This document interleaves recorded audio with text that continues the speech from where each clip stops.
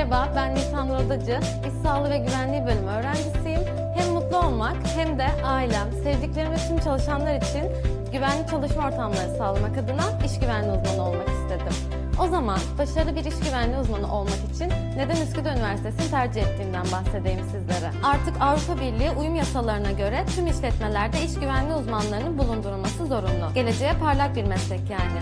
Aynı zamanda çevre sağlığı ön lisans programında çap yapma imkanı da sunuluyor. Yani baştan şanslısın. Teorinin yanında uygulama yapabileceğin ileri derecede iş güvenliği yazılımlarıyla donatılmış bilgisayar laboratuvarların oluyor. Üstelik hiçbir üniversitede olmayan ortam ölçüm cihazlarının bulunduğu İSG laboratuvarı ve yüksekte çalışma platformu ile de uygulama imkanı sunuluyor. Her şeyden önce burada yüzün hep gülüyor. Sen de hem mutlu olmak hem de güvenli bir yaşam için iş güvenliği uzmanı olmak istiyorsan bize katıl. Türkiye'nin beyin kurma ve dünya çapında bir üniversite olma hedefiyle yazmaya başladığımız başarılarla dolu bir hikaye bu. İstanbul'un kalbi Üsküdar'da geçen hikayemizin ilk satırlarından itibaren hedefe emin adımlarla yürürken her şey insanı anlamakta başlar dedik ve bu inançla hazırladık binlerce gencimizi geleceğe. Bugün sağlık alanındaki çeyrek asırlık tecrübemizle Türkiye'nin ilk ve tek davranış bilimleri Sağlık ve Mühendislik temalı üniversitesi unvanına sahip olmanın haklı gururunu yaşıyor, yarınlara değer katmaya devam ediyoruz. Az zamanda büyük başarılara imza atan ve daima bilimin izinde yürüyen bir üniversite olarak hem ulusal hem de uluslararası ölçekte çağdaş, donanımlı, sorgulayan, araştıran, bilim üreten gençler yetiştiriyor, her birinin parlak bir geleceğe sahip olabilmesi için ilgi ve özveriyle çalışıyoruz. Bir üniversite 5 yerleşke anlayışımızda biz hayatın merkezinde şehirle iç içe bir üniversite.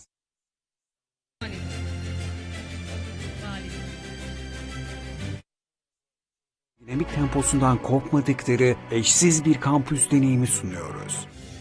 Size teorik ve pratik bilgiyi bir bütün olarak sunduğumuz yapay zekadan farmakogenetiğe kadar pek çok farklı alana yönelik 70 aşkın laboratuvarımız, televizyon ve radyo stüdyolarımız, ileri teknolojiye sahip dersliklerimiz ve daha birçok modern altyapı özelliğimizle dünya standartlarında bir üniversiteyiz. 6 fakülte, 1 sağlık hizmetleri meslek yüksekokulu ve 5 enstitümüzde hepsi alanlarında yetkin, bini aşkın güçlü akademik ve idari kadromuzla 4 temel ilkemiz olan eleştirilebilirlik, özgürlükçülük, çoğulculuk ve katılımcılığı yüksek öğretimin her alanında uyguluyoruz. Tıp, diş, mühendislik ve doğa bilimleri, iletişim, sağlık bilimleri, insan ve toplum bilimleri fakültelerindeki lisans bölümleriyle sağlık hizmetleri meslek yüksekokulu ön lisans programlarımızın yanı sıra bağımlılık ve adi bilimlerden tasavvuf araştırmalarına kadar farklı branşlara yönelik yüksek lisans ve doktora programlarımızla birlikte toplamda 24.000 aşkın öğrencimizle yüksek öğretimde çığır açmaya devam ediyor, 34.000 mezunumuzla da gurur duyuyoruz. Girişimcilik, üniversite kültürü ve yurt dışındaki birçok saygın üniversiteden önce dünyada ilk kez hayata geçirdiğimiz pozitif psikoloji gibi derslerin yanı sıra yüzlerce ulusal ve uluslararası çapta etkinlikle öğrencilerimizin iyi birer dünya vatandaşı olmalarını amaçlıyoruz. Türkiye'nin ilk bilim ve fikir festivali ile yüksek insani değerler ödülleri gibi geleneksel hale getirdiğimiz geniş kapsamlı etkinlikler ve sosyal sorumluluk projeleriyle kurumsal çalışmalarımızı sosyo-kültürel alanlara da yayıyoruz. Mutlu Yuva, Haydi Tut Elimi Derneği gibi sivil toplum kuruluşlarıyla sevgi ve güven dolu bir geleceğe katkıda bulunurken, bilim ve uygulama ortağımız MHP İstanbul Hastanesi uzmanlarının desteği sayesinde başarıyla sürdürdüğümüz projelerde yarınlarımız için sağlam temeller inşa ediyoruz. Ar-Ge odaklarımızın yanı sıra Brain Park Teknoloji Transfer Ofisi ve Kuluçka Merkezimiz gibi teknolojik inovasyonlarda, bilimsel çalışmalarda öncü rol üstleniyoruz. Dünyanın 80 ülkesinden 3500 aşkın uluslararası öğrencimizle farklı medeniyetleri Üsküdar'ın bilim çatısı altında buluşturuyoruz. Küresel ölçekte de kaliteye büyük önem veriyoruz. Araştırma ve eğitim faaliyetlerindeki başarılarımızı Times Higher Education ve Chicago Rankings gibi uluslararası derecelendirme kuruluşlarından aldığımız sıralamalarla taçlandırıyor, Türk Harite marka destek programına dahil olarak ülkemizi yurt dışında da en iyi şekilde tanıtmayı amaçlıyoruz.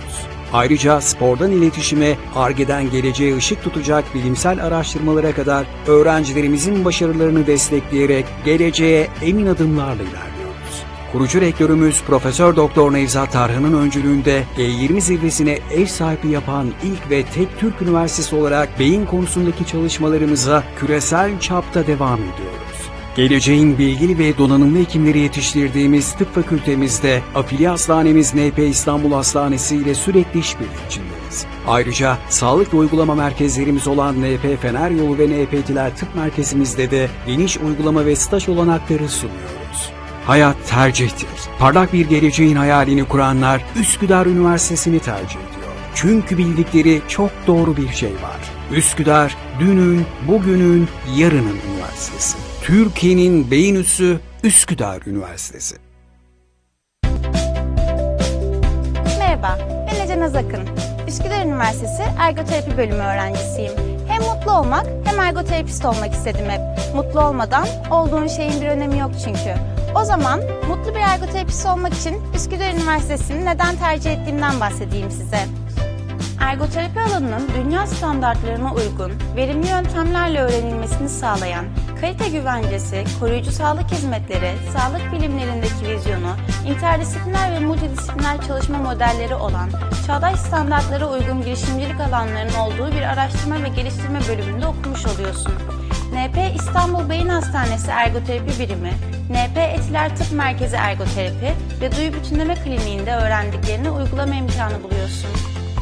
Her şeyden önemlisi burada yüzün hep gülüyor.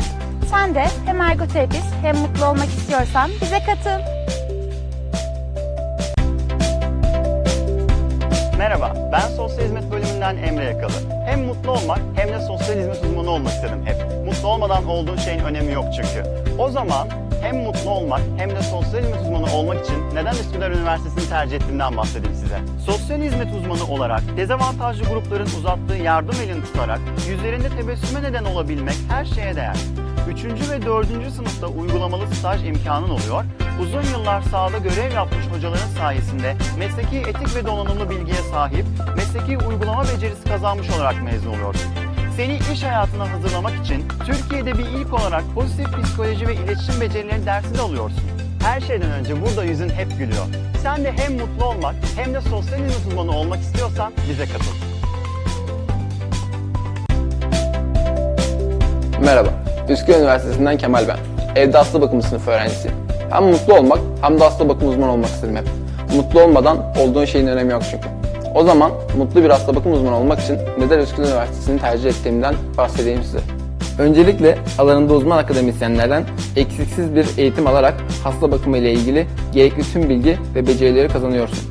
Mezun olunca hasta bakım hizmetlerinin yürütüldüğü sosyal hizmetler ve çocuk sitelerinde, belediyelerde, hastanelerde, sivil toplum kuruluşlarında, özel kurumlarca yürütülen huzur evlerinde, yaşlı bakım evlerinde, güçsüzler yurdunda, yaşlılar için gündüz merkezlerinde, evde ve hasta bakım hizmetlerinde ve Sağlık Bakanlığı'na bağlı kurumlarda çalışabiliyorsun. Üstelik 2 yıllık ön lisansı tamamladıktan sonra dikey geçiş sınavı ile gerontoloji, beslenme ve diyetetik, fizyoterapi ve rehabilitasyon, hemşirelik ve sağlık hizmetleri gibi lisans bölümlerine geçiş yapabiliyorsun. Her şeyden önce burada yüzün hep gülüyor. Sen de hem mutlu olmak hem de hasta bakımı konusunda uzmanlaşmak istiyorsan bize katıl.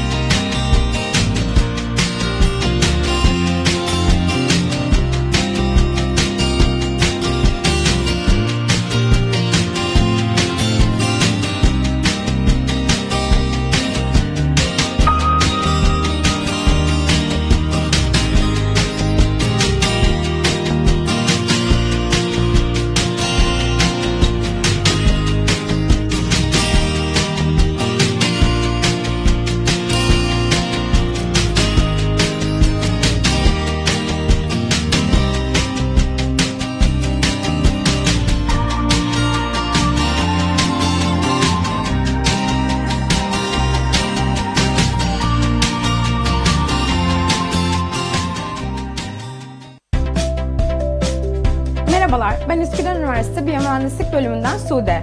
Hem mutlu olmak hem de biyolojik problemleri çözebilen bir mühendis olmak istedim hep. Mutlu olmadan olduğun şeyin bir önemi yok çünkü. O zaman mutlu bir biyomühendis olmak için neden Üsküdar Üniversitesi'ni tercih ettiğimden bahsedeyim sizlere. Temel tıp bilimleri, biyoloji ve mühendislik bilimlerinde kullanılan teknolojiler konusunda eğitim alıyorsun. Eksiksiz, donatılmış laboratuvarlarda öğrendiğini uygulayarak kendini geliştirme fırsatı buluyorsun. 4 yıl boyunca yoğun İngilizce eğitimi görüyorsun.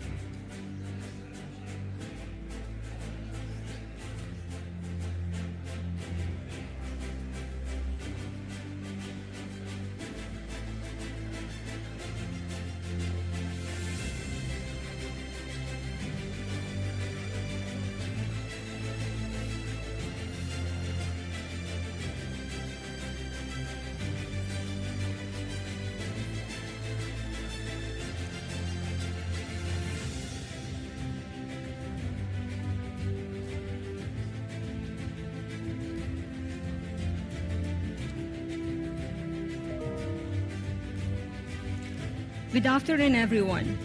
A very warm welcome to all our respected guests, professors, and students. This is Sausan, a graduate from Industrial Engineering Department, and today I'm honored to open this great event and stand here in front of many successful ladies and gentlemen. First of all, I would like to thank our guests and professors who have left their overloaded work and decided to join us today on this event. And to my friends from Industrial Engineering Department, who have put a great effort to make this day happen. Thanks for participating and coming today. Also, on behalf of my friends and guests, I would like to extend a very warm thanks to Dr. Munira Hoja, who worked hard to gather us on this day. Now, it's my pleasure to introduce our first guest, Professor Osman, the Dean of Engineering and Natural Science Faculty.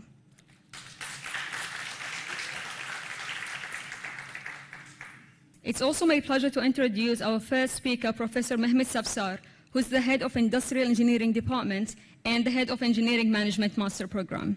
Please join me in welcoming Professor Mehmet Safsar on the stage.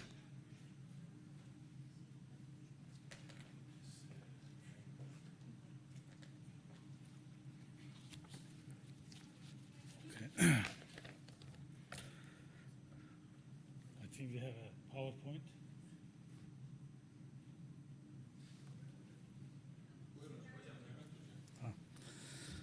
Okay, dear guests, our external advisory board members, Dean of the Faculty of Engineering, our faculty members and the students, we would like to welcome you to the Üsküdar University Industrial Engineering Department award ceremony, which is organized by the Industrial Engineering, our Industrial Engineering Group, let's say.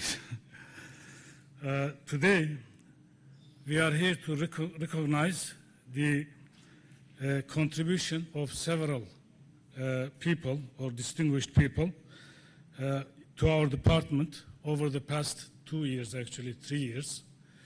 We have received a lot of contributions from our advisory board and also some of the other, let's say, industrial leaders, some of the managers, engineers who are distinguished in industry. They have actually contributed to our department over the past 2 years by giving suggestions and also by giving actually some lectures during some of the courses. Now, the industrial engineering department is really somehow different from the other engineering disciplines. As you know, the industrial engineering department started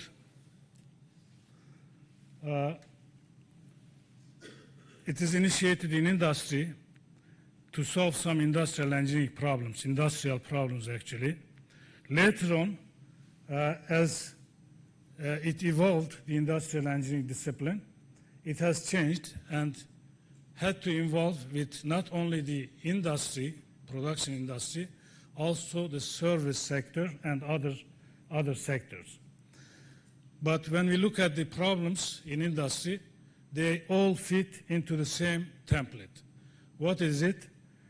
Plan, implement, and control in the optimum way. This is what the industrial engineering is, actually. If you want to summarize industrial engineering, it's a planning, it is controlling, implementing, and controlling all the procedures or products or processes in the optimum way. Now, initially, industrial engineers dealt with like designing assembly lines, doing work study analysis, designing work centers, or trying to improve productivity and efficiency of workers in industrial settings. But today, the thing has changed. The industrial engineers are everywhere, and actually, I'll just give you a couple of examples. The organizations have become very complicated, and the planning problems have become very complex, as our industry distinguished guests know. The planning problems have become very complex without scientific principles of engineering design or solution approaches, it is impossible to solve today's industrial problems. You can, for example, you cannot run an airline company which has hundreds of aircrafts flying hundreds of cities, hundreds of daily flights, and thousands of pilots or cabin crews. How you can plan your daily operations, your daily activities without, let's say, without the complex engineering solution approaches. You have to make models which are really complex and be able to solve these models with complex solution approaches. It is impossible. Also, you cannot run huge, complex supply chain systems today. Everywhere in the world, supply chains are becoming very complex. You cannot run them with simple old procedures. You have to develop very complex models and solve them in by mathematical models and try to find the optimum solutions. You cannot run large companies producing different products and storing in different storages, warehouses, distributing to different countries. It is really difficult to have stock control problems, planning problems, inventory problems, scheduling problems. They are all complicated problems we have to be able to solve with industrial engineering tools. You cannot design and run huge distribution networks, energy distribution networks. Industrial engineers are involved with this also. Hospitals with tons of doctors, nurses, operating rooms, their daily operations, it seems simple, but they are not. They are complicated problems. You have to apply mathematical models and try to develop models and solve them in the optimum way. You cannot run complex machinery. The aircrafts today, hundreds of aircrafts flying without any problems, unless you have appropriate reliability analysis, maintenance plans, and spare parts provisioning plans, programs, you cannot do any of these, especially the airline companies, other companies, the factories. If you don't have appropriate maintenance plans, spare part plans, you cannot run these companies. You cannot run a bank or a financial institution without appropriate financial engineering models or feasibility analysis models, which are also with the industrial engineers. So industrial engineers, industrial engineering education, as well as other engineering disciplines, have to be continuously revised and supported by the industry. Unless we get input from industry, we cannot revise our program, we cannot improve our program to update according to the real life problems that we are facing daily. Students only learn with active participation and by doing projects in their courses. Unless they do projects, really they cannot learn just by learning in the courses. So in any engineering discipline, as well as in our industrial engineering discipline, we have two basic courses. One of them, Dr. Berna is going to award some students, is the Cornerstone. We have two courses. One of them is called Cornerstone course and the other called Capstone course. The Cornerstone course is a course that we introduce at the early stages. In our case, it is Introduction to Industrial Engineering. I will show you in a moment. We introduce the students with the basic concepts of industrial engineering. It should be in the same in other engineering as well. Let's say electrical engineering, mechanical engineering. They should have a cornerstone course where you give them the basic ideas of the discipline. And then in the later year, actually in the last year, we have a course called Capstone Design course. In this course, we give them a project. It's a project course. The students learn how to apply what they have learned during the 4 years of study, how to apply these models and solution tools to real-life problem they learn in this Capstone Design course, which is a design project. So in our department, we have a course called Introduction to Industrial Engineering. This is our cornerstone course where we introduce our basic ideas about industrial engineering. And then during the last year, they take a graduation project course where they apply all the tools that they learned to solve a real-life problem.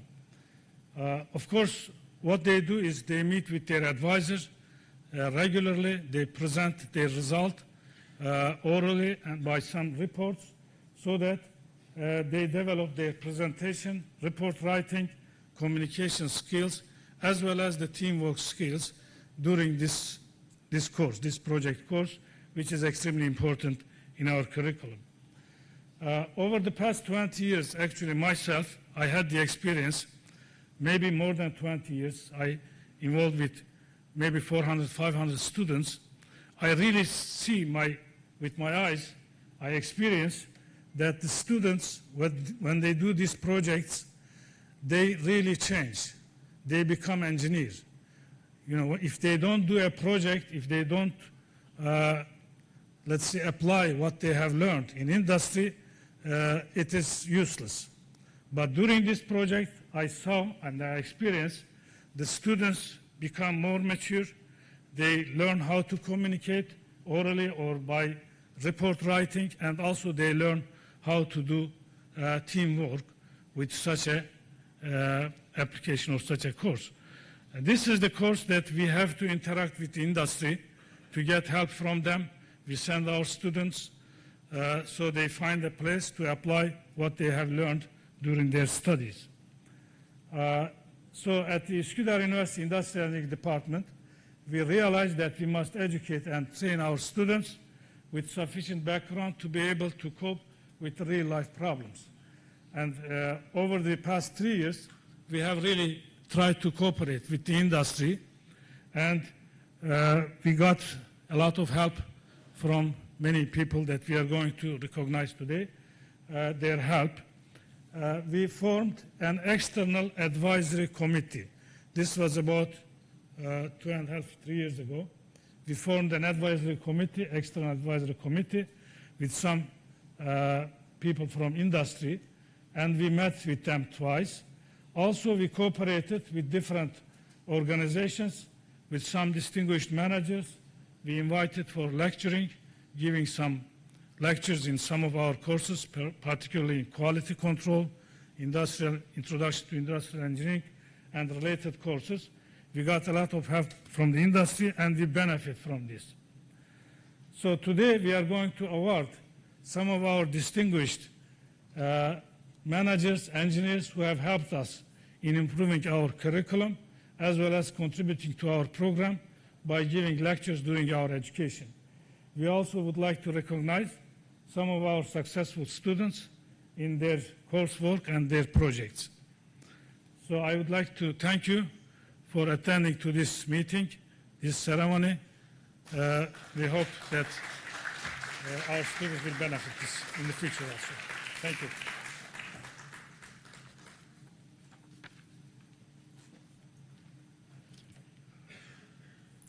Thank you, Professor, for your speech. Now I would like to introduce Dr. Munira, who has an indispensable role in setting a benchmark for multiple promising achievements in the Department of Industrial Engineering. Please join me in welcoming Dr. Munira.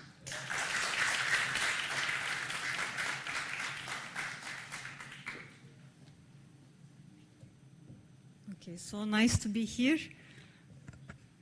I'm waiting for the technical part to join online. Actually, we will be joining online. I hope the ones who cannot come today, they can join online and they can just feel our celebration together. Actually, we waited for a long time. Our journey started 3 years ago with our external businessmen, external shareholders, when we were locked down because of Corona.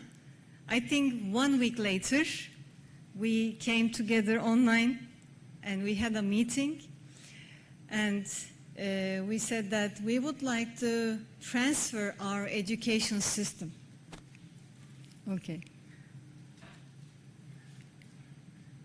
So this was our first meeting, and after the meeting, we got advices from them, and the important advices were we need to teach our students how to do teamwork and how to improve their communication skills. And also they said that this era is startuppers era, so you need to just have a startup course. So we designed our curriculum so that you would get the creativity and innovation course in the first term, and in the second term you would get the startup projects course. Well, I was volunteered to start the startup projects course, but I wasn't a startupper. So I said, what can I do? I invited startup businessman foundation, head of that foundation, Mehmet Koç. He has lots of companies and he's so successful in business life. So it was great because he's so busy and he couldn't unfortunately come, but he was able to attend our courses online. He was able to tell his suggestions. He was able to listen the projects of the students, and also he said he was volunteering to support these projects. Actually, he liked one of the projects, but the project group didn't want to continue. But we had a successful semester 2 years ago, so that's why we would like to thank him also. So he is the Mehmet Koç. And with the help of the other external shareholders, we were able to have meetings with the human resources personnel, human resources departments, because we thought that who are our customers? Our customers is actually, at the first phase, is our human resources department, because they are selecting or not selecting our, they are hiring or not hiring our graduates. So we said, let's talk with them, let's take their advice, and let's take their preferences about what are the skills and what are the abilities they want from our graduates. So from backwards, we designed our curriculum, and we designed the hard system as you went through in our courses according to their feedback. So it was so valuable to have a meeting with them. So here, Ahmet Bolat, he is the CEO of Turkish Airlines. He couldn't come, unfortunately. He is out of Istanbul, but he sent all his selam to you. And Kuwait Turk Human Resources Manager, we also had a meeting with him. And also we had meeting with the Human Resources Department at LC Waikiki, and Serkan Ulukoya, unfortunately, he has a meeting today with the owner of the company today, so he may join online, inshallah. And Kastamonu Entegre Hayat Holding, HR Global Director Selim Çelebi is, since maybe you are very close to our university, we had lots of meetings with him.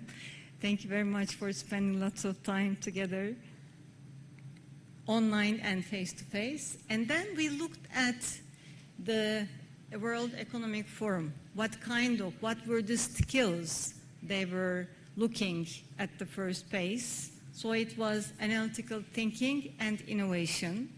So think about the courses you have taken. Active learning and learning strategies. Well, we said we need to have active learning, so the students should be active in the course. And complex problem solving. Well, we introduced a real-life problem to our students. I will go deep with our scenario of the fourth graders.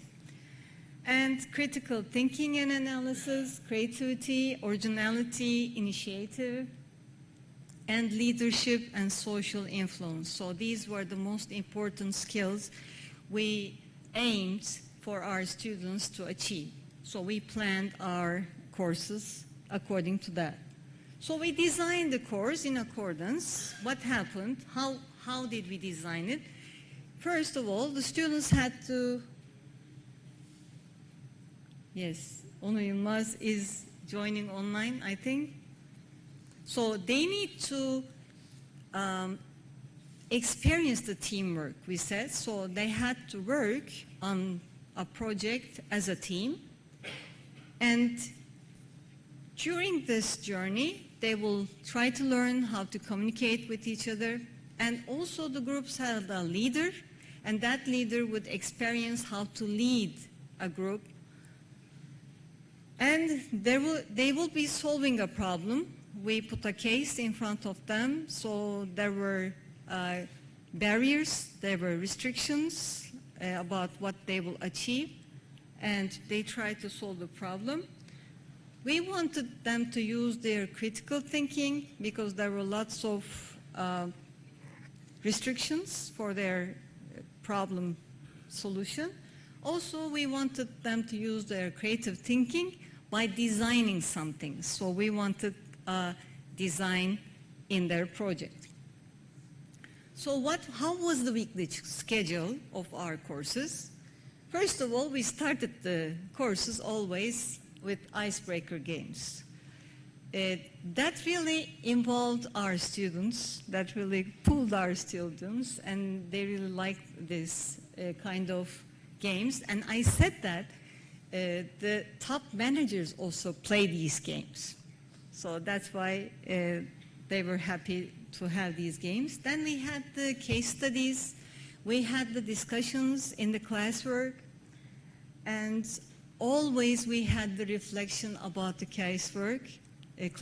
You remember you were giving the feedback about the course. How did you feel?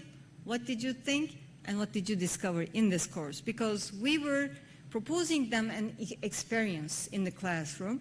They were playing games or they were doing some activities like trying to solve what is missing or what is fault in some kind of activities. Attendance was taken, yes, and the other rules.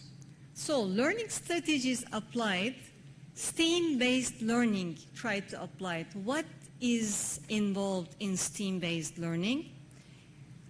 Active learning, which the Economic Forum was looking for, student-centered learning, scenario-based learning, yes, we had a scenario, and project-based learning, yes, the students had to finish the project, and inquiry-based learning, problem-based learning, and technology-based learning. They were searching, trying to find the best method.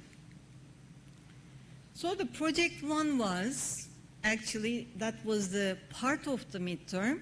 They had to search for the journals, and they had to interview with the industrial engineers, and then they need to gather together as a group and try to establish a report, and then present that report and take a video and send me the link. So lots of things, but not finished. They had to have a midterm, which they said they enjoyed it. What did you do in the midterm? They brought their colored pens and pencils. I said, you can use every book, you can use cell phones, you can even listen to music in the exam, and I will leave the class. The only thing I want from you, please don't share any idea of yours to your friends. That's all. Don't talk with your friends. So I left the class. That was the first time for them and first time for me. Because when you draw a mind map, if you look at from a friend, I can easily understand because I look at them one by one in a deep branches. So midterm exam. And I received wonderful mind maps, really wonderful. I love the drawing. This is only one example, but there were lots of, so the students who didn't touch the colored pens or pencils maybe for 8 years. They said we are touching after 8 years. So it was a different experience for them also. But they say that one student said, "Oh, teacher, I wish I had learned this before. It is so powerful that I never forget what I drew." So that was great to hear from the student.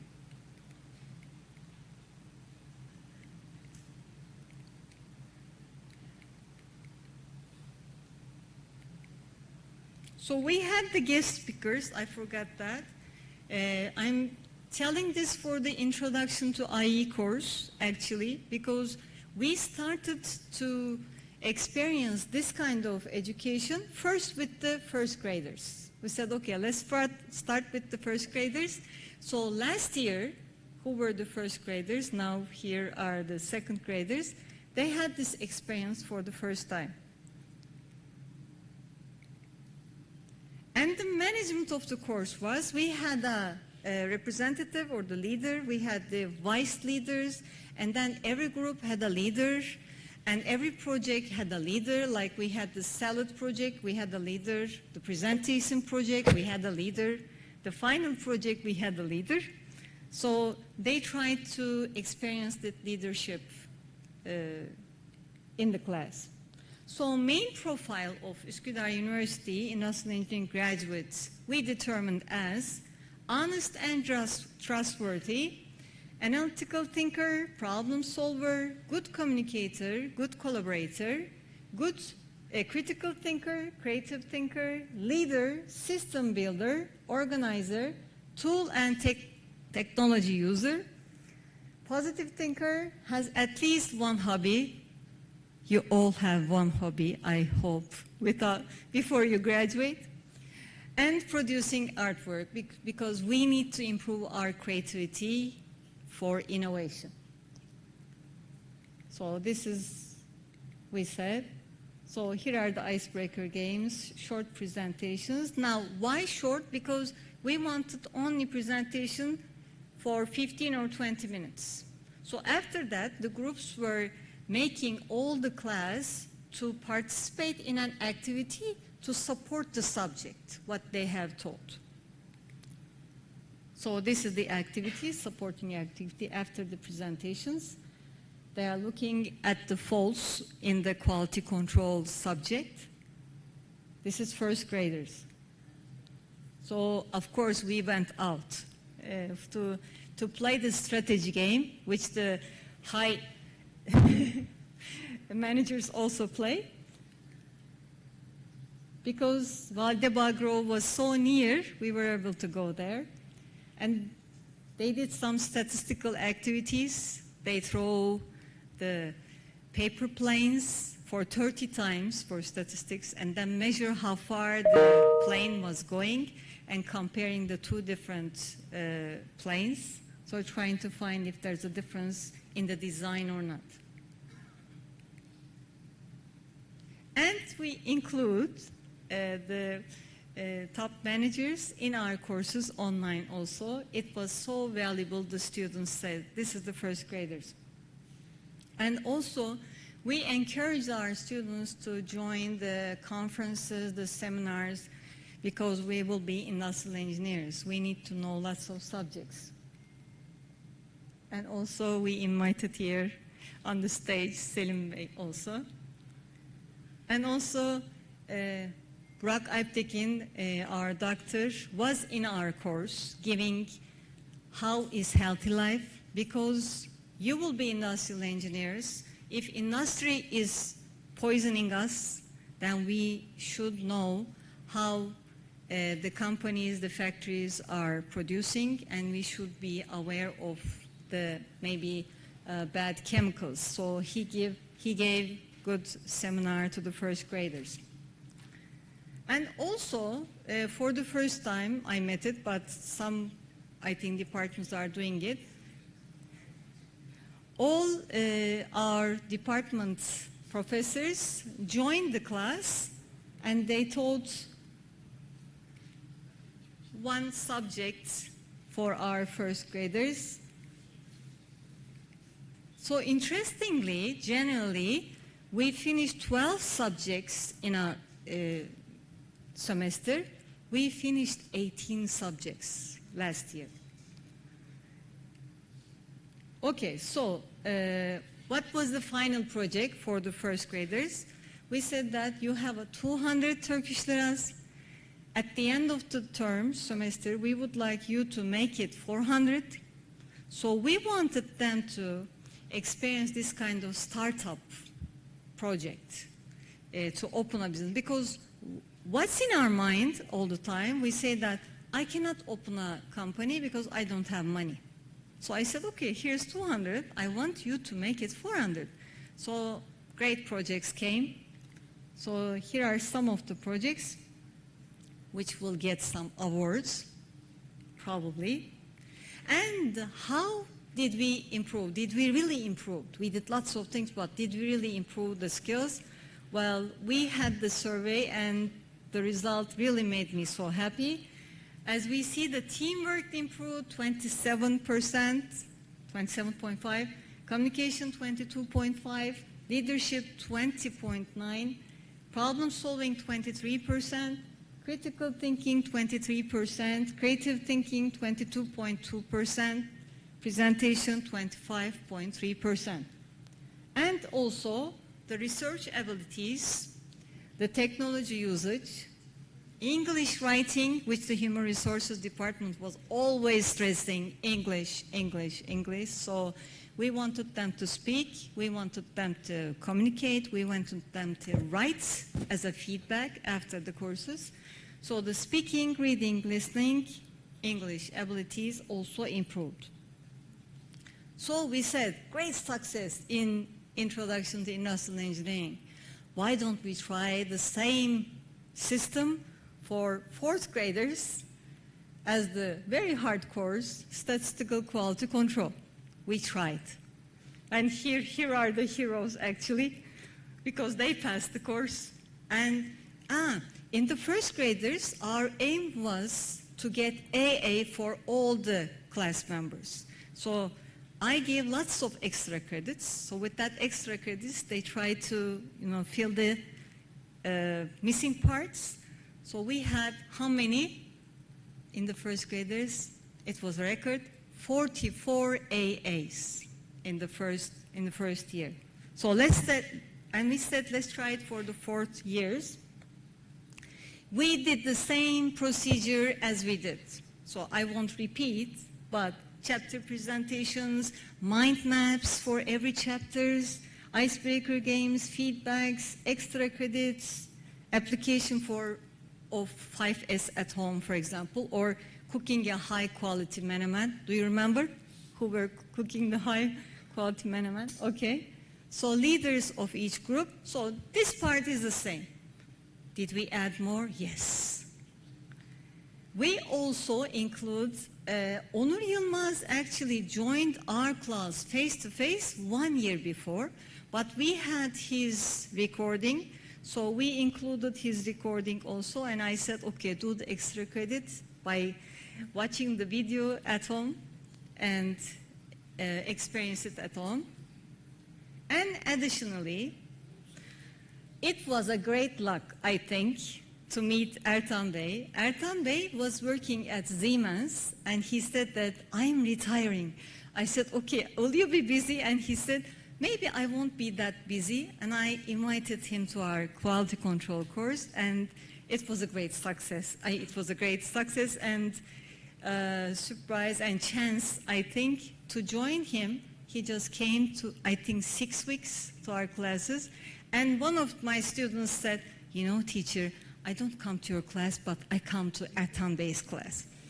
I said, okay, it's a great thing to have him in our courses. So we had to have a scenario for the 4th graders. What was our scenario? We passed the corona, we were locked down, or all immune systems were down, and we lost some friends, some people, and the doctor said, you either have vaccination or you either have masks, or some doctors like Rockbay said that you need to empower your immune system. So we said, okay, They say that, World Health Organization or other doctors say that the new viruses are on the way. So what does that mean? Are we going to have vaccination again? No, we said that we need to increase our immune system. So we said, let's try to design healthy salads, because people don't generally go and eat salad. But what was our problem? People don't like to eat salad. We draw a cause and effect diagram, fishbone diagram. We tried to find the root causes, and then try to find solutions from the root causes.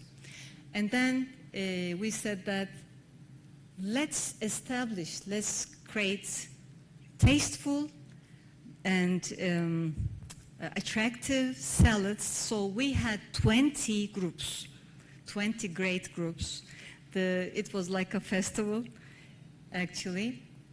So we added that, and we said that we will give best salad taste, best salad design, best salad poster awards, which we will give today, inshallah, to the groups. So, and of course, we had the support from our doctor again, how to make these healthful and healthy salads. He said that no sugar, no animal product, no fruits, no carbs, but sprouts and dark green leaves. So these were the limitations of the groups, actually, but they were successful. During this journey, we had a trip to Bursa to see the organic farm. And with that farmer, we had great knowledge, great information about what people do to our food, how they poison us. So it was important. While we were going to the organic farm there, we said, let's go to a company and visit that company. We went to the textile company. It was a huge company, and this is the organic farm. And here we have the final project presentations. All the groups, 20 groups, were one after the other. They were presenting their salads. Also, they were hanging their posters. And our dear teachers came and tasted the salads. They give points to our students, and we determined the winners. Here are some pictures. You see the posters. You know what they did, what my students did? They did these posters in one day. I think they say that our teachers should be crazy to give a duty like this, but they established, I don't know how, but as far I pushed them, as far I made them hard, they did it. They accomplished it. So I'm really proud of you. And in the first graders, how many AAs did we have? 44. In the fourth graders, how many AAs did we have? Sunay, do you remember? 57. It was 57. So we increased the number of A's. So they got the A's. Okay, they worked hard, but they got the A's also. And they will have the certificates today, inshallah. Okay, we also improved the skills. The same skills, I won't want to go over again, but it was again a successful story, which we would love to share it with you. Well, I would like to thank all who are here, who are not here, because it was a great journey. It started with a dream. Can we improve the education system of engineers? It just started with a dream long ago. But 3 years ago, we started with the team, and now I see my graduate. She was a fourth grade student who joined our team also, this journey. And I would like to thank, first of all, my dean, Osman Çerezci. Let's clap him, because he is a so open-minded person. I said, I will go to Valdebagro. He said, yes, please go and play there, learn. He was so open-minded. Thank you. And second of all, I would like to thank my head of department, Mehmet Savsar Hoca. Without their support, we wouldn't be successful. And then for the business partners, they have so great contributions. Thank you. And my department professors, they had lots of work. We had meeting every 15 days. We had meeting in that corona time. We were locked down, but we were here. Really great success is for them also. And my great students, of course, you tried so hard, so hard. I don't know if you cried or not, but you really achieved the goal. And the families, your families, our families, and the discovering families, I think. That's all I will say. Thank you again.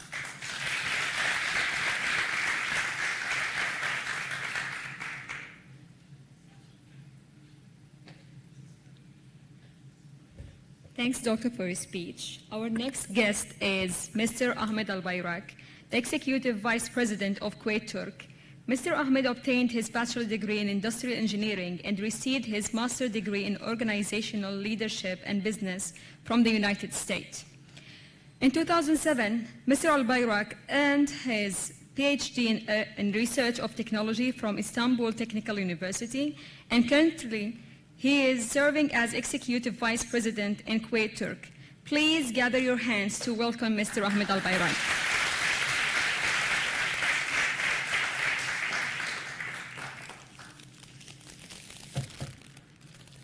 Merhaba.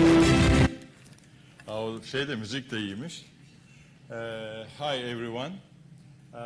Before I start in Turkish, I would like to make a instant simulation as an industrial engineer. How many in this conference hall we have, non-resident, or let me say, not Turkish origins? How many?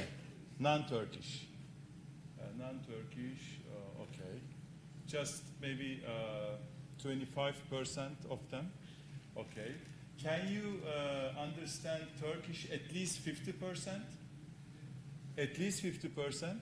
75%? Okay. Okay, wonderful. Then it means that my speech going to be in Turkish and going to have 90% successful rate, hopefully. Okay? Thank you. Merhabalar. Ben buraya çok kıymetli Münire Berna Beşkese için geldim. Tabii onlar Ahmet Beşkese ve Münire Beşkese olarak tek bir varlık benim için. Eşimle beraber, kıymetli eşim Tuğba Albayrak'la beraber Münire Berna Beşkese ve Ahmet Beşkese benim için tek bir varlık. Dolayısıyla ben bütün emekleri için ailem adına kıymetli kardeşime bir çiçek armağan etmek istiyorum. Eğer buraya lütfederlerse.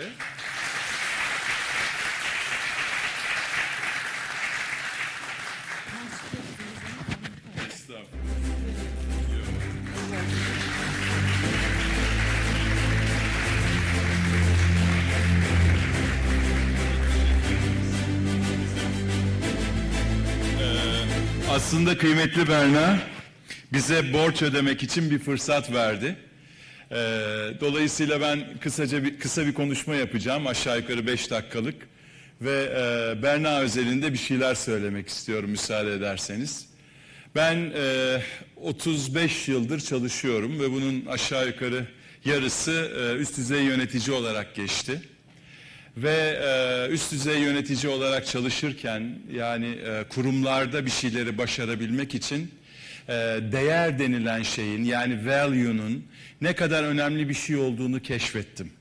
Ve value, değerler kesinlikle insanlar üzerinden yani yayılıyorlar ve bir kurumsal atmosfer meydana getiriyorlar.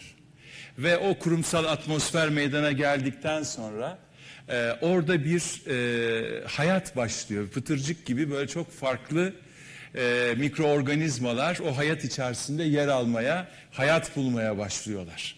İşte bu, yani değerleri oluşturan insanlar bu değerlerin peşinden giden insanlar bu ekosistemi ve o kurumları oluşturuyorlar.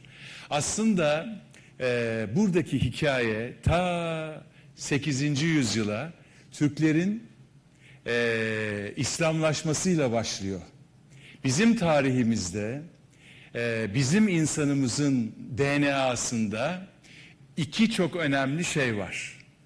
Ben kısaca bunlardan bahsetmek istiyorum. Bu değerli insanı, işte bu kurumları inşa eden insanı aslında nasıl bir değer oluşturuyor? Nasıl ki kıymetli Berna hocam çocuklarda olmasını istediği bir takım özellikleri alt alta yazmış.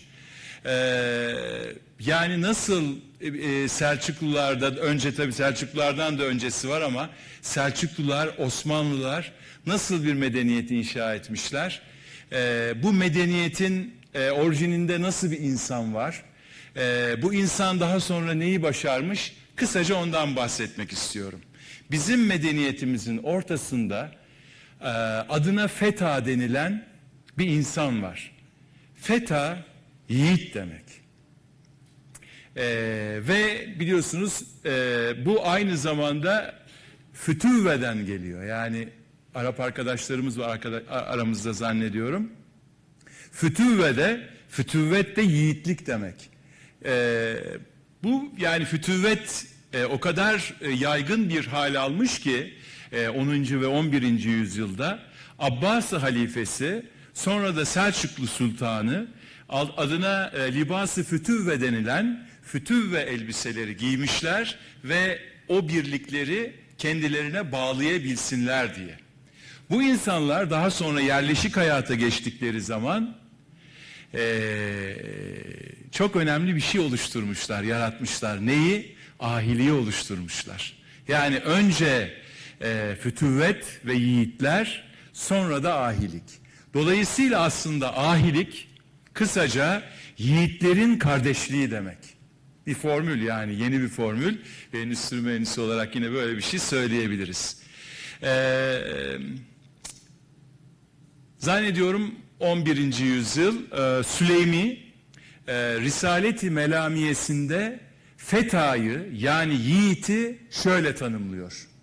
Diyor ki, kimde Hazreti Adem'in özür getirmesi, kimde Hazreti Nuh'un sebatı, kimde Hazreti İbrahim'in vakarı, kimde Hazreti İsmail'in doğruluğu, kimde Hazreti Musa'nın ihlası, kimde Hazreti Davut'un ağlayışı, kimde Hazreti Eyüp'ün sabrı ve kimde Hazreti Muhammed'in cömertliği varsa ve yine Allah onlardan razı olsun, kimde Hazreti Ebubekir'in acıması ve kimde Hazreti Ömer'in hamiyetperverliği ve kimde Hazreti Osman'ın hayası ve utangaçlığı ve kimde Hazreti Ali'nin bilgeliği varsa ve bütün bunlara sahip iken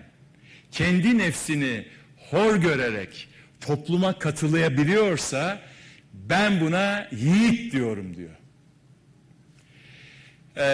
İşte böylesi bir kuşağı, böylesi özellikleri, bir ahlak kuşağını kuşanmış yiğitler Selçuk'u ve ondan sonra Osmanlı'yı kuruyorlar. Ve onun içindir ki yani Selçuklu'nun ve Osmanlı'nın kurduğu kurumlar bir medeniyet oluşturmuşlardır. Böyle insanlar bir medeniyet oluşturmuşlardır. Bir şeye bağlayarak bitireceğim. Yiğitler ve yiğitlerden tevarüs etmiş ahiler. Ahiler biliyorsunuz, ahi ya da ahi order in English. Onlar aslında inançlarını, meslek hayatlarını ve toplumsal hayatlarını, sosyal hayatlarını ve hiç şüphesiz spirituality'lerini, yani maneviyatlarının hepsini bir araya getirmişler. Yani bütünleşik bir hayat yaşamışlar. Mesleğe de böyle bakmışlar, hayata da böyle bakmışlar. Dolayısıyla bir ahilik düzeni oluşmuş ve ta bu ahilik düzeni, biliyorsunuz Nevşehir'de bir ahi baba var ve 18. yüzyılın sonlarına kadar Türkiye'nin dört bir tarafında, hatta Osmanlı coğrafyasının dört bir tarafında ahi babalar atamışlar yani yerlerine. Yani ahi babalarla, meslek şeyhleriyle yönetmişler Osmanlı'daki mesleki düzeni. Bu ahilerin bana göre 3 temel özelliği var. Bunlar bir defa birbirlerinin koldaşı ve yoldaşı. Yani refik ve refikaları. Bunlar yol yürürken beraber yol yürüyorlar. Bunlar kol kola giriyorlar ve birbirlerini hiç bırakmıyorlar. Dolayısıyla biz bir şey yapıyorsak, aynı hocamın stakeholder'lar, yani stakeholder'lar, shareholder'larla anlattığı kavram aslında bu. Biz bir şeye doğru yürüyorsak, bir amaca hizmet ediyorsak, bunun bir şekilde beraber yapılması, birlikte yapılması, yola beraber çıktığımız insanlarla beraber yapılması çok kıymetli. İkincisi, ahilerin en önemli özelliği, onlar insan yetiştiriyorlar. Ama insanı böyle pırasa, ıspanak gibi, havuç gibi yetiştirmiyorlar tabii yani. İnsan, aynı aslında ıspanak, havuç, pırasa da öyle. Yani içinde bir kurgu var, içinde bir yani bir DNA var. Onu ekiyorsun, sadece koşulları oluşturuyorsun. O da zaten kendi kendine büyüyor, kendi kendine bir noktaya geliyor. Zaten ona öyle bir vazife verilmiş. İnsan da öyle. Aslında insan da kendi kendine yetişiyor. Diğer varlıklar gibi. Kendi kendine büyüyor. Sadece biz insan büyürken, insan yetişirken, insan mesleğini öğrenirken ona bir örneklik yapmamız lazım. Bu örneklik sadece teknik anlamda ya da mesleki anlamda bir örneklik değil, aynı zamanda bir insani örneklik. Hiç şüphesiz ahiler, ahi babalar en önemli özelliklerinden bir tanesi, kendilerinden sonra gelen ustaları yetiştirirken onlara bir ahlaki örneklik bırakmışlar ve bu ahlaki duyarlılıkla çırağı ustasına baka baka, yani çera deniyor biliyorsunuz onlara, çera yanmak demek, yana yana, yani Berna hocamın sizleri zorlaması yani az bile olmuş, yani çıraklar yana yana olmuşlar ustalığa doğru giderken. Dolayısıyla birine baka baka olmak çok önemli. Ve son olarak ahilerin bir özelliği daha var. Onlar topluma destek olmuşlar, topluma hizmet etmişler. Yani çalışma esaslarının ortasına insanı koymuşlar, insana yardımı koymuşlar ve insanı yaptıkları işin birinci öznesi haline getirerek hayata bakmışlar. Dolayısıyla ben bütün bu örneklere baktığım zaman bir Bacıyan-ı Rum görüyorum burada. Hatta bir Reis-i Bacıyan-ı Rum görüyorum ve kendisini bütün bu çalışmaları için ve yani çok güzel bir örneklik sergilediği için tekrar ailem adına ve yani kıymetli öğrencileriniz adına ve iş yerim adına tebrik ediyorum.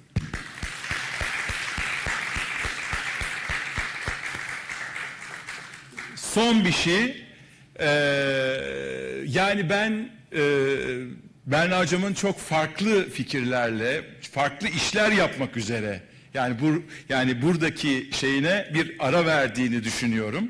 Ama ben yani üniversitenin yerinde olsam bir şekilde Berna hocamı burada tutacak bir şeyler yaparım diye de düşünüyorum açıkçası. Saygılarımı, sevgilerimi sunuyorum. Sağ olun.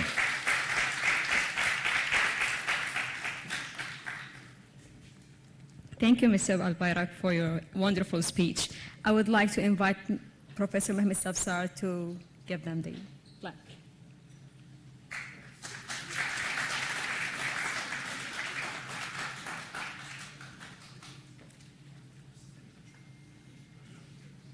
Tekrar teşekkür ederiz Ahmet Bey.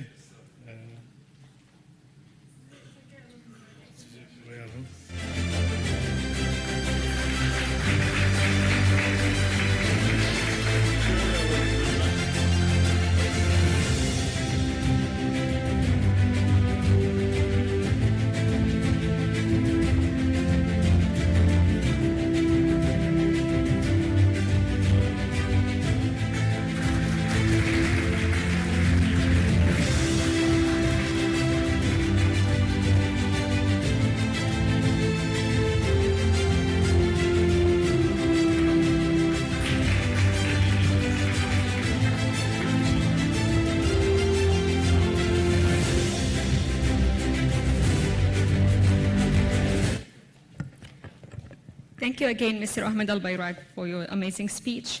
And now I would like to introduce our next guest, the Director of Human Resource of Hayat Holding and Castamonu Integre Global.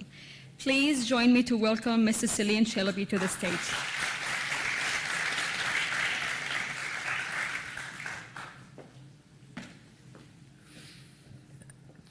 Herkese merhaba. Ben de çok teşekkür ediyorum Berna Hocama, böyle ve diğer hocalarıma böyle güzel bir organizasyonda bizleri buraya davet ettiğiniz için.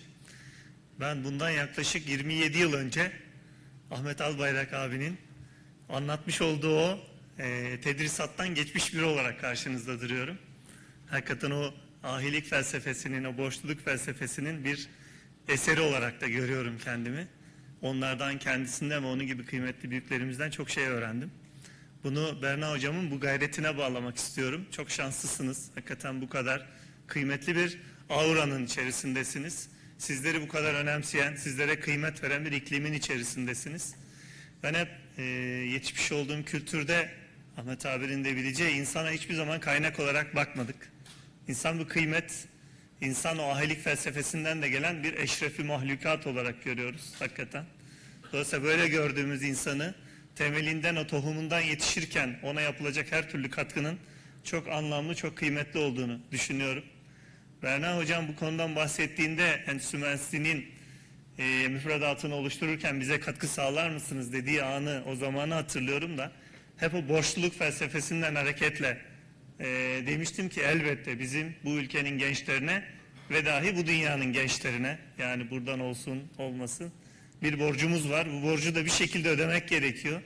Bu vesileyle katkı sağlamaktan dolayı çok büyük memnuniyet duyarım dedim. Çok da güzel bir yolculuktu. Bunların karşılığını görmüş olmak da beni bilahare mutlu etti. Hem bilgimizle, hem deneyimimizle, hem şirketin global ölçekteki operasyonları ile ilgili birçok katkıyı sağladık. Sağlamaya da devam edeceğiz inşallah. Ben hepinizi tebrik ediyorum. Başta Berna hocam ve hocalarım olmak üzere. Gerçekten çok güzel bir yolculuk olmuş. Yolculuk hiç bitmesin. Öğrenme yolculuğu hiç bitmesin. Biz de her zaman, her koşulda size destek olmaya devam edeceğiz. Bunu da açık açık söylemek isterim. Tekrar teşekkür ediyorum. Tebrik ediyorum hepinizi. Sağ olun. I would like to invite Mr. Hassan Tishek to give him the flag, please.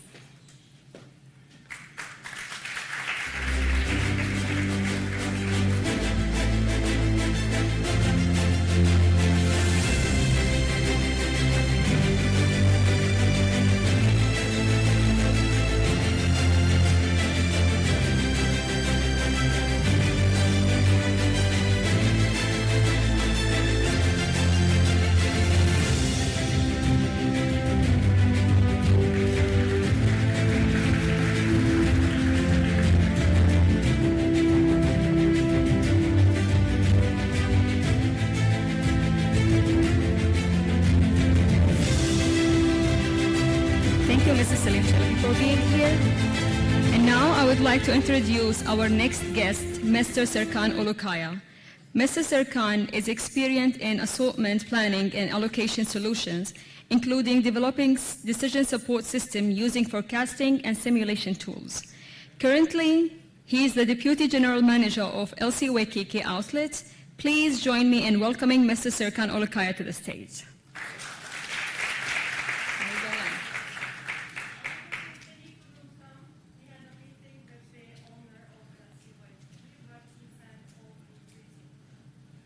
Okay. Well, our next respected guest had a great and valuable impact on Industrial Engineering Department last semester. He grew up in Germany and received his education and training there. He has been working at Siemens for 33 years, including 7 years at Siemens Regensburg headquarters in R&D International Relations, Quality and Project Management. From 2019 until October 2022, he was Quality Plant Manager at Siemens Gebze site and was also responsible for a quality initiative at all Siemens units in Turkey. Please, we are honored and pleasured to welcome you on the stage, Mr. Ertan Karamehmetoğlu.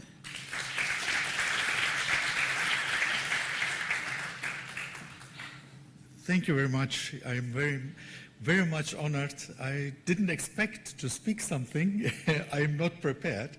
But nevertheless, it was really a pleasure and a great honor to participate, to bring my part to our students, to give them from a point of view of quality, what's real life means in quality, and for industrial engineer, that to be maybe in future a quality manager or to work in quality department, how precious this is.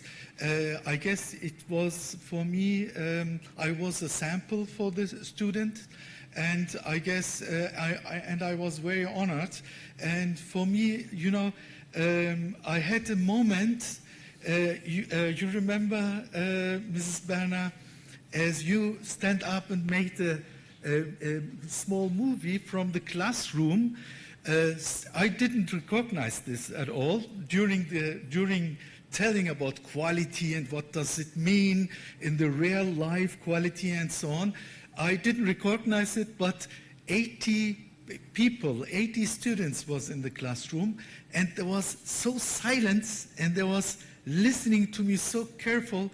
I thank you very much, because that was a proof that quality, such a topic like quality, you know, can also be very exciting if you tell the people the right things. Thank you very much again. I'm very much honored. And I, for sure, if we find the circumstances, I'm honored to continue to support. Thank you very much. Would you please come to the stage, Dr. Enes, to give them flag?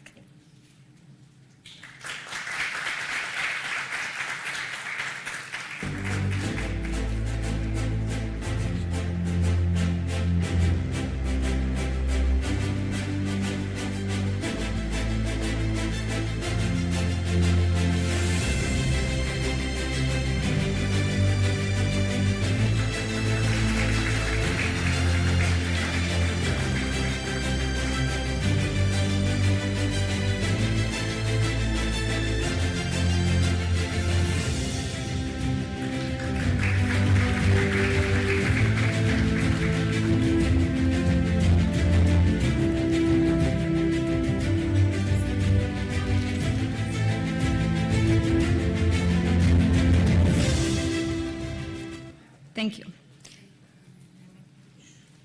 He's not here. Okay. Okay. Now I would like to introduce you to Mr. Burak Alpetkin, who had received his degree from Marmara University and continued his education in Medical School of Harvard. Mr. Burak is currently one of the most successful doctors in the medical care field, and we are proud to welcome you on the stage. Please join me in welcoming Mr. Burak.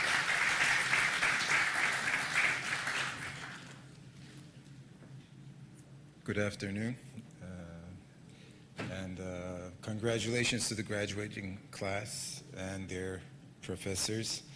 It's a really big achievement, actually, to come this far and have a degree of something at the end. But believe me, this is just the beginning. I always thought, you know, when I was graduating from medical school, that I would be in a capacity to really understand and influence people in better ways. But life taught me, my education has just started. and it's still continuing as if I have just attended school the first day. And I was also very surprised to hear that I was invited to your graduation. I'm really not sure what I might have done to deserve this, but I mean it in a good way, by the way. But it's really an honor to be here. It's wonderful to see young people moving on with their life and moving on with their education, and seeing them, you know, as a part of a growing society. Especially in your field, I think this is one of the fields that is needed the most, because you are the people who understand systems and who are there to optimize them. There's only one thing that I would be begging from you, is that don't forget the concept of human. Just have that always as your first priority. No matter what the circumstances push upon you, just don't forget that.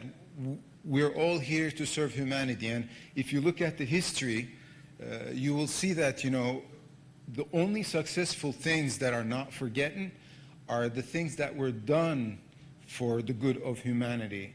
Also, you know, there are things that are not forgotten, you know, so-called infamous, you know, personalities. But they also did things to the, you know, humanity. So either good or bad, if you do something for the humanity, you will, I think, find a way to be remembered. And I was very pleased to be able to give a talk to you at your class about the upcoming new concepts of new perspectives in medicine, because it's something old, but in its modern phase, it's just emerging. I think a lot of the industrial engineers are going to have a lot of important roles to play in this developing model of new medicine. We need to just give up this old medical structure. You know, it's not helping anybody. But you know, I'm really counting on you guys. Thank you, and congratulations again. Good luck. Is Orkun Hoca here? No? Okay, would you please come to the stage and give him? Yeah.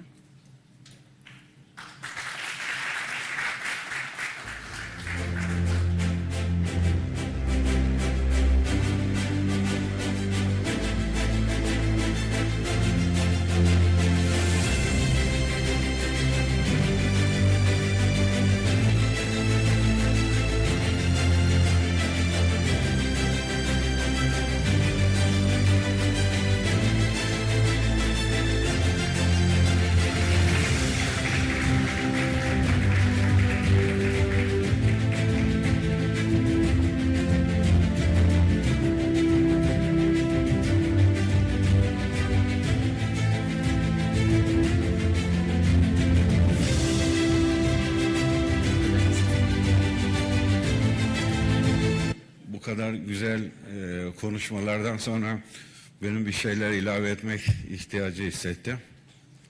Gerçekten hepinize çok teşekkür ediyorum. Değerli katılımcı, bize bu konuda destek veren müesseseler olarak. Ahmet Bey, siz ahiliği anlatınca ben Üsküdar Üniversitesi'ndeki ortamı hatırladım.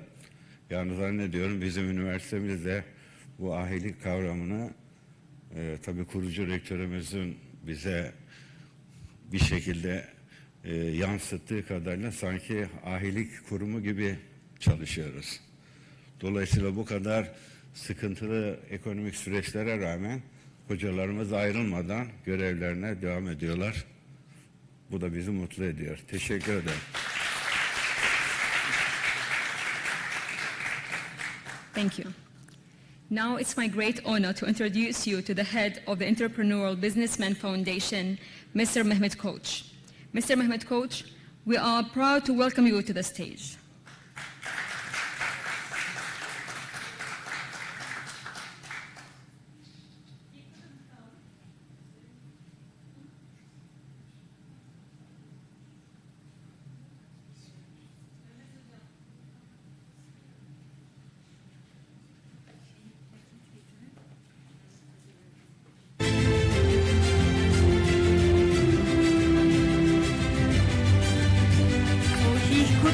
come, Mehmet Koç couldn't come. He had foreign guests, but in place of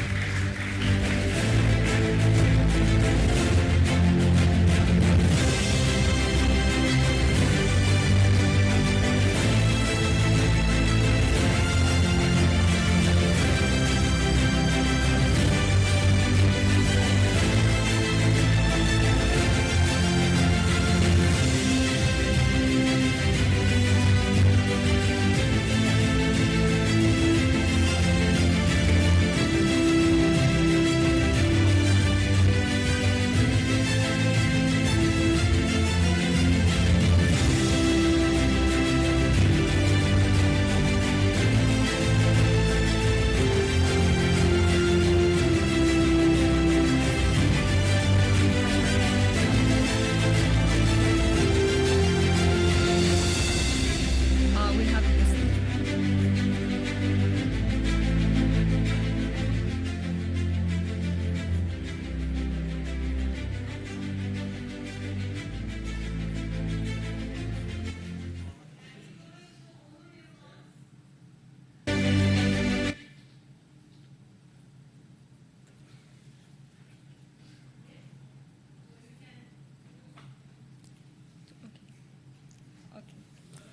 Please join me in welcoming Mr. Onur Nur Yılmaz.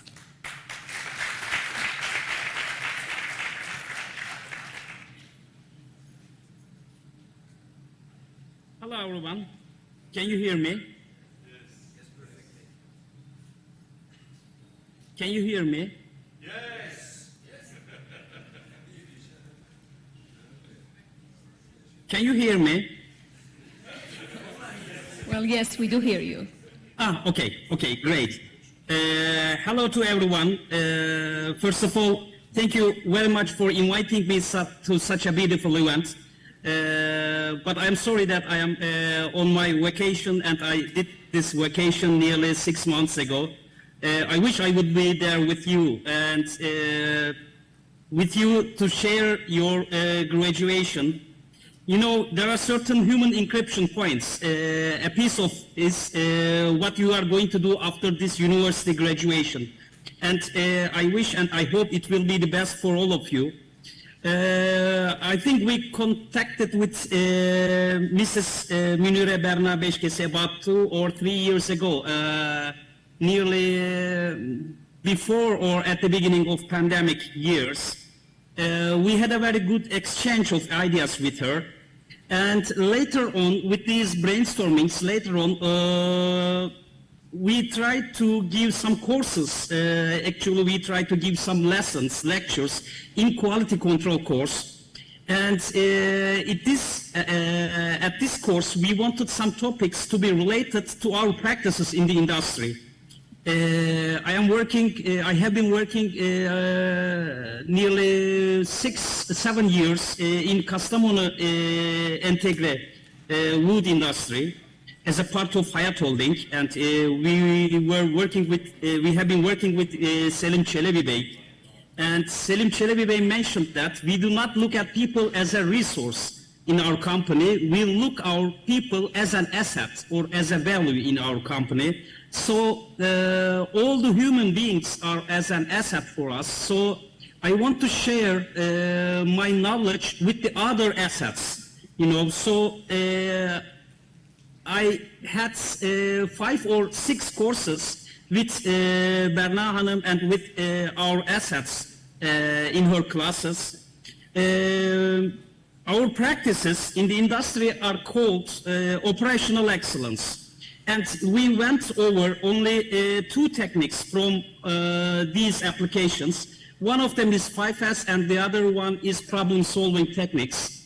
I hope in the coming years we will do much more to our people, to our assets from our country and from the global world, because you know, we are not sending rockets to the Mars. So if you can share your knowledge, that is very valuable for us. In the end, I want to thank all of you for sharing my opinions at here. Thank you very much. Thank you, Mr. Onur. We wish if you could have been here with us today, and it's such a pleasure for us to be here today. Thank you. Thank you. Lastly, I'm proud to introduce one of the successful industrial engineers who has completed her bachelor degree in Üsküdar University and who is now building her successful path. Please gather your hands and welcome Ms. Husna Telioğlu.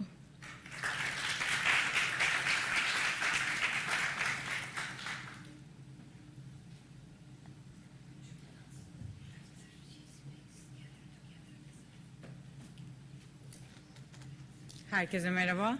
Burada değerli hocalarım olsun, değerli katkı sağlayan iş insanları olsun. Hepinize öncelikle teşekkür etmek isterim. Bu yollardan ben de geçtim. Ahmet Bey'le olsun, Selim Bey'le olsun. Tezinde zaten çalışmıştık. Bir tanışıklığımız var demek isterim. Ben kendi maceramdan bahsetmek istiyorum. Biraz sizin gibi başladım aslında macerada. Bir yere kadar geldikten sonra böyle sistemde bir arayış bekledim. Hani bir şeyler var ama sanki bir şeyler eksik burada bizim hayatımızda. Bir şeyler eksik öğreniyoruz gibiydi.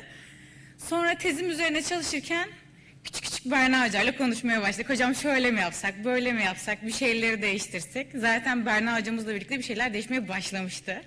İlk dersi bize tanışma üzerineydi ve oyun oynamıştık. Bizim için çok değişikti yani. 3 yıl okuyorsunuz, hiçbir oyun yok. 4. sınıfta oyunlar başlıyor.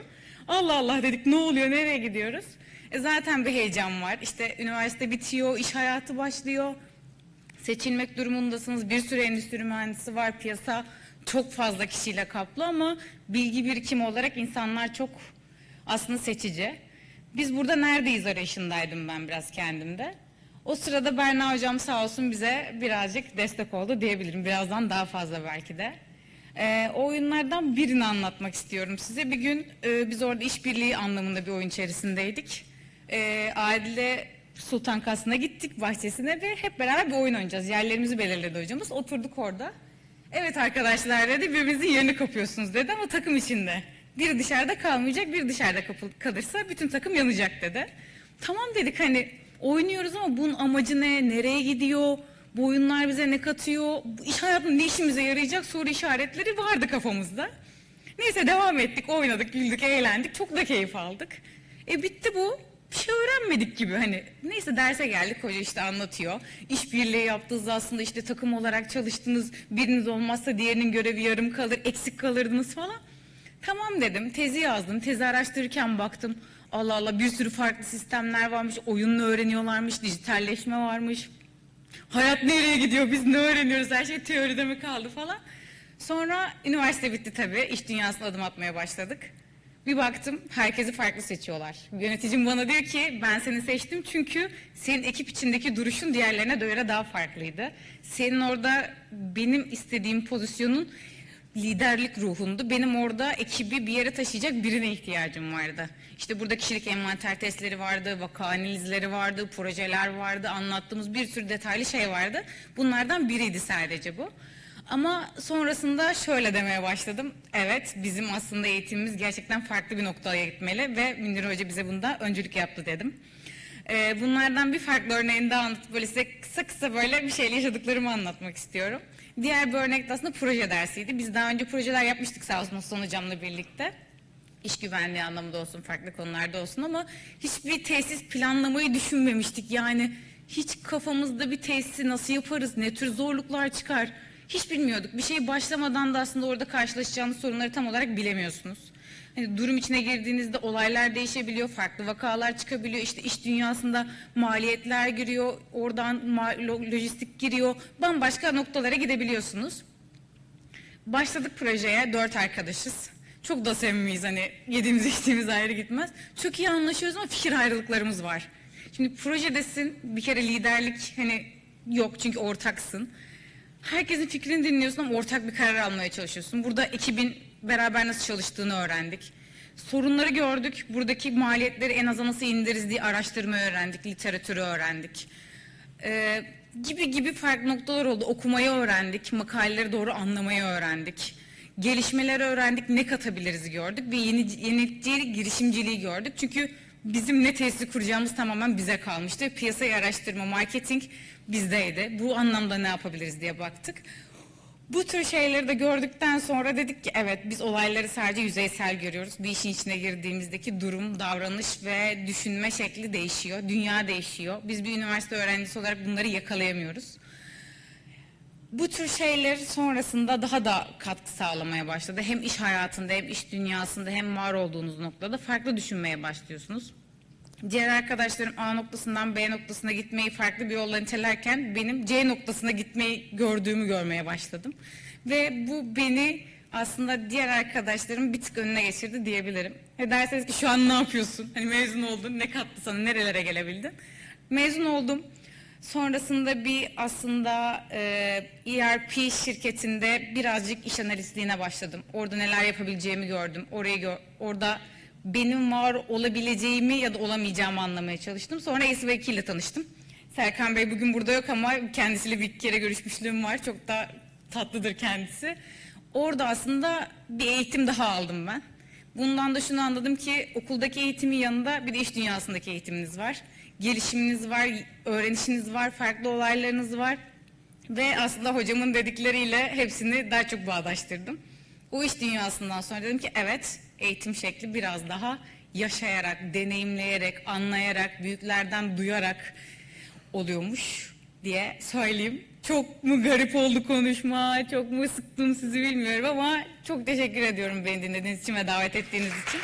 Sizinle birlikte olmak tekrar çok güzeldi. Çok teşekkür ederim. Hocam, would you please come to the stage? Yeah, I would like to invite everyone to the stage so we can take a photo before announcing the certificate awards.